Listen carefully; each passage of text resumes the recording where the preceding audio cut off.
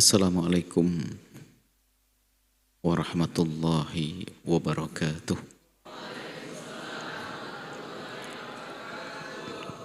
Alhamdulillah wa syukrulillah wa salatullahi wa salamuhu ala rasulillah habibina sayyidina Muhammad wa ala alihi wa ashabihi والتابعين لهم بإحسان إلى يوم الدين اللهم يا ربنا نسألك فهم علمائك العاملين وإلهام أوليائك الصالحين نسألك يا ربنا علما نافعا ونعوذ بك يا ربنا من علم لا ينفع وعمل لا يرفع وقلب لا يخشع وعين لا تدمع ونفس لا تشبع إنك أنت على كل شيء قدير. Amma ba'd, yang sangat kami cintai, kami muliakan para pemirsa, mendengar, hadirin, hadirat, rindu ridho Allah yang sangat kami cintai. Alhamdulillah kita bisa istiqomah dengan membaca sejarah baginda Nabi, berselawat kepada baginda Nabi, kemudian kita belajar agar semakin dekat kepada Allah dan Rasulnya dengan merenungi hikmah, kalimat-kalimat hikmah berikut ini. Kita sudah sampai kepada hikmah yang ke-57. Bunyinya,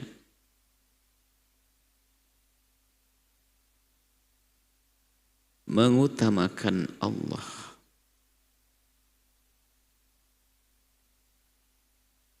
melebihi dari segalanya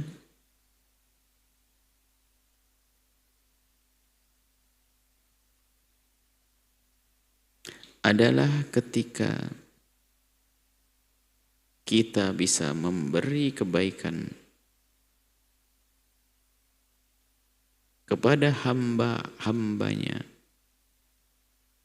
hanya karenanya.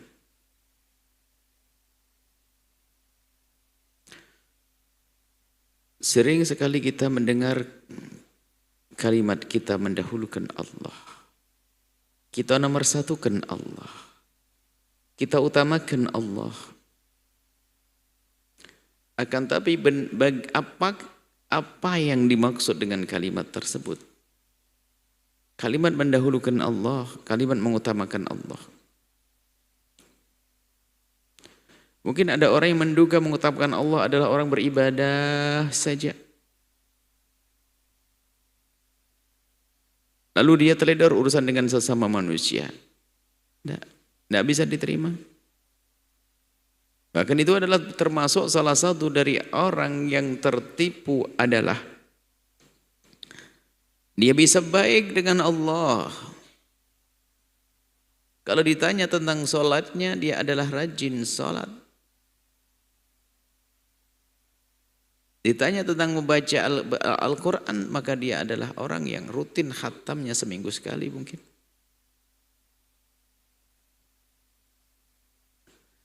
Akan tetapi, dia banyak puasa, banyak sholat, banyak ibadah, akan tetapi urusannya dengan hamba Allah tidak benar. Sama tetangga, suka nyakiti hati.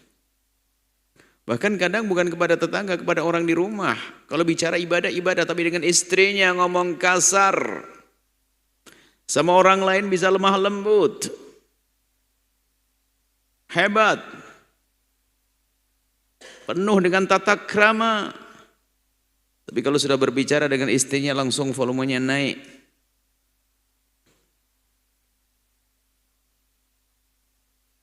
Sudah begitu merasa bahwa dia lebih dekat kepada Allah. Tidak. Dia tidak dekat dengan Allah. Seorang istri pun demikian, Masya Allah. Urusan ibadah, Masya Allah, bangun malam, Al-Quran, khatam. Tapi kalau sama suaminya, Masya Allah, kalau mau celekat sedikit. Mentang-mentang suaminya penyabar. Ada model begini nih. Itu bukan mengutamakan Allah. Sepertinya dia mengutamakan Allah tapi salah dia caranya. Dia tidak mengerti mengutamakan Allah itu apa sih. Makanya harus dijelaskan di sini supaya orang tidak salah di dalam beribadah. Mengutamakan Allah, mendahulukan Allah. Di sini ada dua kasus.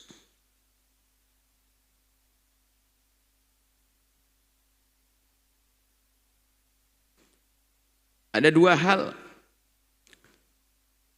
Jika bebarengan dan berbenturan antara kepentingan manusia dengan kepentingan Allah, mana yang didahulukan? Yang kedua adalah tidak berbenturan. Urusan Allah bisa dijalankan, urusan dengan manusia bisa dijalankan. Beda waktu, beda tempat, nggak ada masalah. Beda waktu, beda tempat, tidak ada masalah.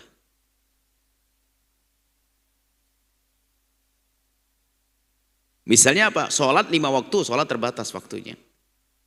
Atau ibadah yang lainnya, puasa di bulan Ramadan. Puasa karena Allah. Nggak bertentangan dengan urusan kita bersedekah, beda kisahnya. Apakah gara-gara puasa kita tidak bisa bersedekah? Apa urusannya? Ini bisa berjalan, kita berpuasa lalu kita berbuat baik kepada tetangga dengan bersedekah, bisa dua-duanya. Tapi di saat berbenturan ini kadang antara kepentingan manusia dan kepentingan manusia dan urusan ibadah kepada Allah. Maka seolah-olah orang spontan berkata dahulukan urusan Allah, kan begitu. Tapi ternyata dalam kenyataannya tidak seperti itu. Yang harus didahulukan Allah hanya di saat kita ngurusi urusan manusia lalu menjadi dosa kepada Allah, itu harus didahulukan urusan Allah.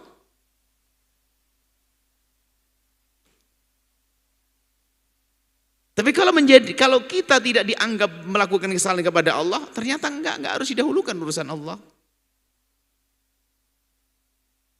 Contoh, ibunda lagi sakit di rumah, istri sakit di rumah, atau anak sakit di rumah, perlu ditemani, enggak ada yang menemani. Bersamaan itu juga dia harus sholat Jumat. Ternyata syariat berkata di rumah nggak usah sholat Jumat. Loh, kok begini kisahnya? Rumahnya dengan manusia itu sangat penting.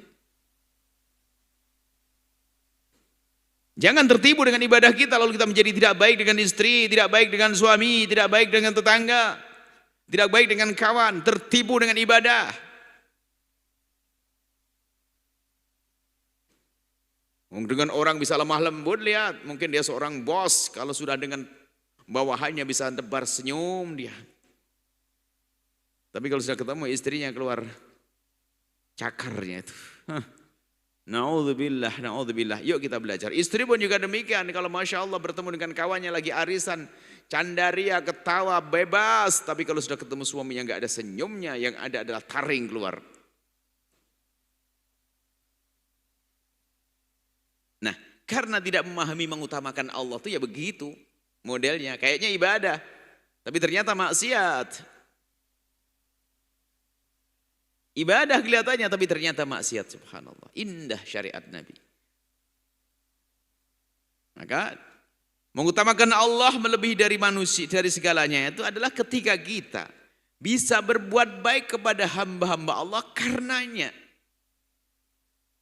Sehingga di saat kita mengabdi kepada ibunda itu karena apa? Bukan karena aku ingin mendapatkan warisan, na'udzubillah. Ada orang berbuat baik kepada bapak ibunya hanya ingin mengganti sertifikat tokonya. Maka pengkhianat dia.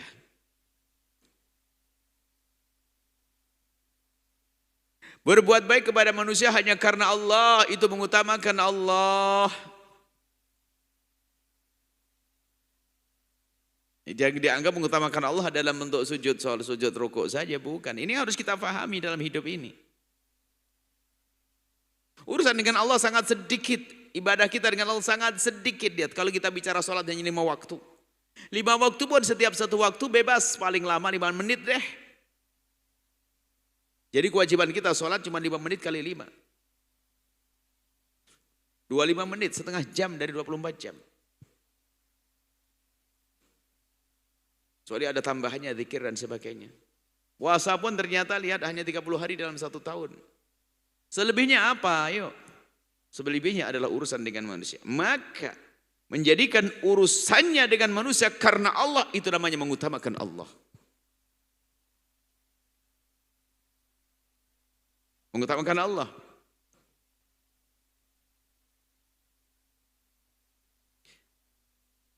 Bahkan bisa menjadi sebaliknya, orang kelihatannya sholat, kelihatannya urusan dalam agama, tapi ternyata di dalam hatinya untuk mendapatkan dunia, ini lebih kurang ajar lagi nih. Lihat, seolah-olah dia mengutamakan Allah. Setiap saat ibadah ternyata hawa nafsu. Tersembunyi di balik ibadahnya adalah sanjungan manusia yang dicari.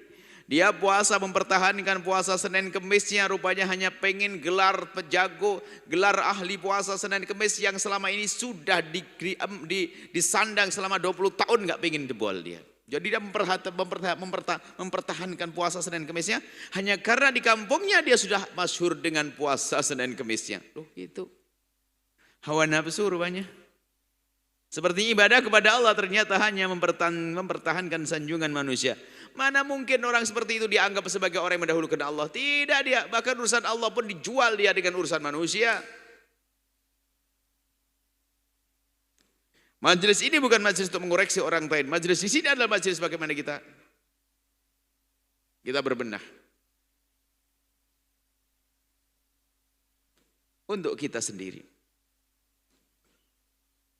Tentu sholat 5 waktu adalah tidak bisa kita tinggalkan. Plus qobliyah ba'diyahnya, sedikit sekali. Puasa, haji pun kalau mampu, apalagi. Selebihnya adalah kita urusan dengan manusia. Yuk kita jadikan urusan kita dengan manusia ini semuanya menjadi urusan kita dengan Allah. Tingkatkan baktimu kepada ayah dan ibundamu karena Allah. Allah yang memerintahkannya, wa qadha rabbuka alla ta'budu illa iyyahu wa bil walidaini ihsana. Merupakan sudah ketentuan dari Allah untuk beribadah kepada Allah yang pertama, kemudian yang kedua berbuat baik kepada kedua orang tua. Silaturahmi dengan saudara, Masya Allah. Sambung hati dengan saudara, luar biasa. Di hari ini penekanan kita harus ini. Urusan kita dengan manusia, bagaimana kita jadikan urusan kita dengan manusia menjadi urusan kita dengan Allah. Bukan hanya memperbanyak ibadah. Ya tentu ibadah itu kan sangat pribadi antara kita kepada Allah. Justru nanti akan dibalik nanti hasilnya.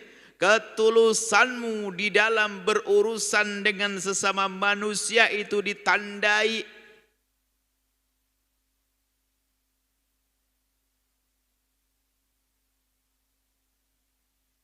dengan meningkatnya kedekatanmu kepada Allah. Kalau kita berurusan dengan manusia itu nanti insya Allah. Kalau kita dengan manusia benar-benar tulus karena Allah, maka dia menjadi semakin dekat.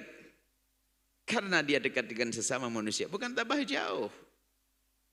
Sehingga dia sangat rindu untuk bisa sujud 2 rakaat, menengadahkan tangan lalu mohon maaf kepada Allah untuk saudaranya.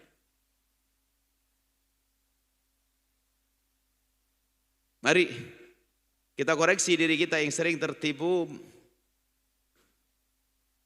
Bahkan termasuk sedekah dan sebagainya. Sedekah kan urusan manusia. Bisa hawa nafsu. Kalau kelihatan mengutamakan Allah, dunia akan dikeluarkan untuk mengutamakan Allah, ternyata bukan. Hawa nafsu. Sanjungan manusia agar dia disebut sebagai orang yang paling dermawan di kampungnya. Hati-hati.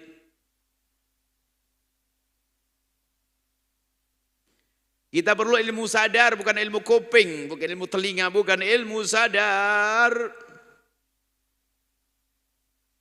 Kita menyadari ilmu ini agar kita berubah. Bukan koreksi orang lain, kita untukku, aku yang berbicara, aku yang mendengar, akulah yang hendaknya mengamalkannya. Bukan, jangan jauh-jauh. Kadang kok kita yang mendengar, tak tahu yang otak kita melanglang pergi kemana mencari si fulan begini, si fulan begini, si fulan begini. Kapan dia bisa benar dia? Membersihkan diri yang nggak bisa. Engkau sebagai suami, Anda sebagai suami, baik-baiklah kepada istri. Anda sebagai istri, baik-baik suami. Anda sebagai saudara, baik dengan saudara. Anda sebagai tetangga, baik dengan tetangga. Siapa? Anda sebagai atasan, baik dengan bawahan. Anda yang bawahan, baik dengan atasan. Terus. Lihat posisi kita sendiri untuk berubah. Dan semuanya akan jadi pahala sebetulnya kalau kita ngerti mana ibadah kepada Allah Subhanahu wa taala. Mengabdi kepada ibundanya, oh luar biasa, kita menjaga anak kita agar tidak sampai kita sering sampaikan bahasanya seandainya ada seorang tua di hari ini, detik ini, duduk mendampingi anaknya di saat browsing internet, itu lebih jauh lebih bagus daripada sholat sunnah yang ditegakkan. Karena apa? Menjaga anaknya agar tidak liar di dalam urusan-urusan semacam itu termasuk ibadah yang luar biasa.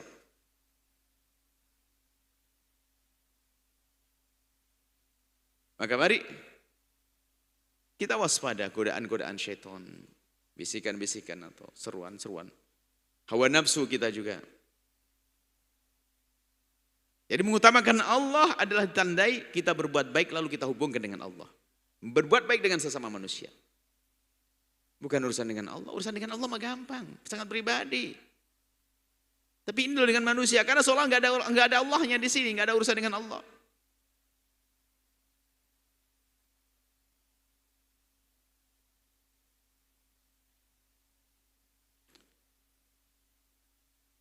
Seorang wanita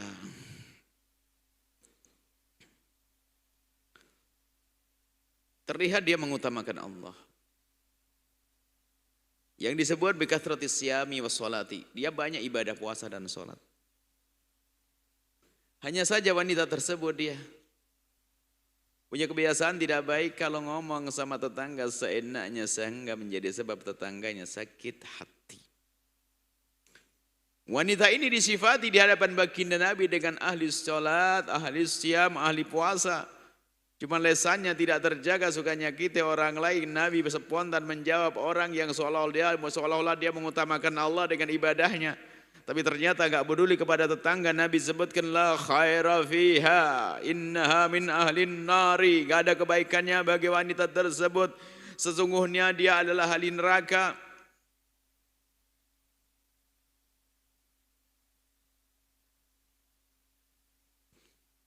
Ya ibadah, jangan juga salah faham atau salah tafsir dengan hikmah ini. Sudah, kita baik saja dengan manusia, nggak usah dengan Allah. Oh nggak gitu, itu salah juga, berarti nggak kenal Allah.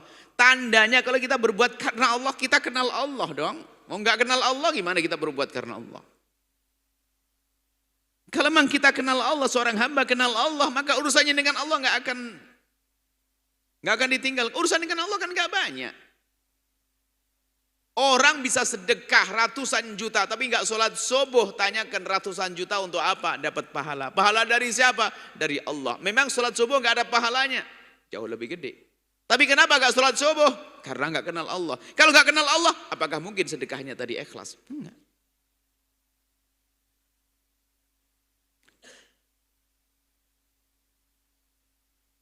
Nah ini permasalahan ini. Di dalam diri kita ini kadang-kadang memaknai ibadah itu hanya sekedar sujud rukuk, urusan dengan manusia tidak kita anggap sebagai satu amalan yang baik. Sehingga urusan dengan manusia porak-poranda, berantakan, kacau balau, permusuhan terjadi sana sini, caci maki sana sini. Dan itu semua yang dilarang oleh baginda Nabi SAW.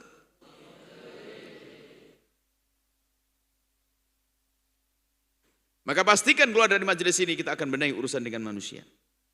Lalu kita klikkan, kita sambungkan kita urusan dengan manusia.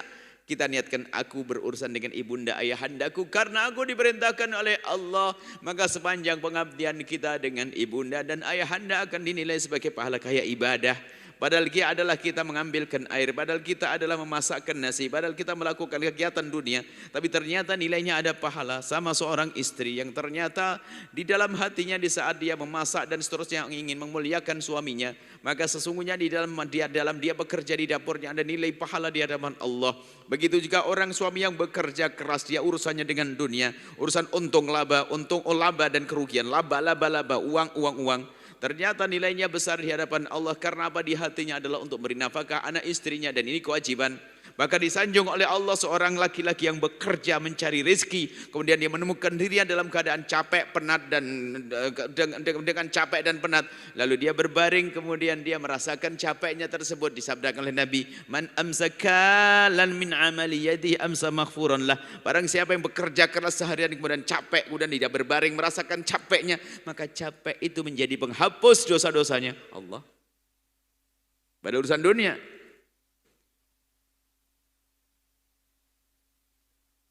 Jangan beribadah dengan hawa nafsu, jangan.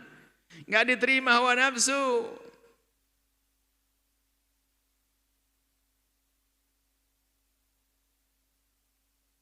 Dan hidup dengan manusia itu kalau kita dengan Allah kan enak. Seenggaknya ada kesadaran dari kita semua bahwasanya aku harus hidup dengan sesamaku karena Allah. Maka ketahuilah tidak ada orang tersakiti.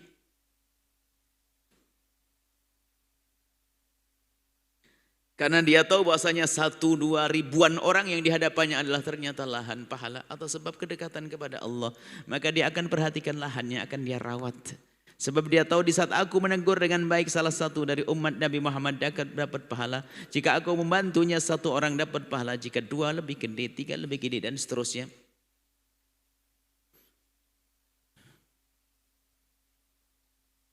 Kami ulang, hikmahnya mengutamakan Allah melebihi dari segalanya adalah ketika kita bisa memberi kebaikan kepada hamba-hambanya karenanya. Semoga Allah memberikan kepada kita pemahaman yang benar. Allah mengampuni dosa kita, Allah muliakan kita di dunia dan akhirat. Allah mengampuni orang tua kita. Allah menjauhkan kita dari berbuat zalim kepada sesama. Allah memudahkan urusan kita, menjaga rumah tangga kita semua. Rumah tangga penuh dengan kecintaan, saling mencintai karena Allah. Dan semoga dimudahkan semuanya. Lapang rezeki dalam keadaan sehat, taat kepada Allah. Yang sakit sembuhkan, yang punya hutang dimudahkan dalam bayar hutang. Panjang umur semuanya. Panjang umur dan kelak husnul khatimah berkat Sayyidina Muhammad sallallahu alaihi wasallam. Al-Fatihah.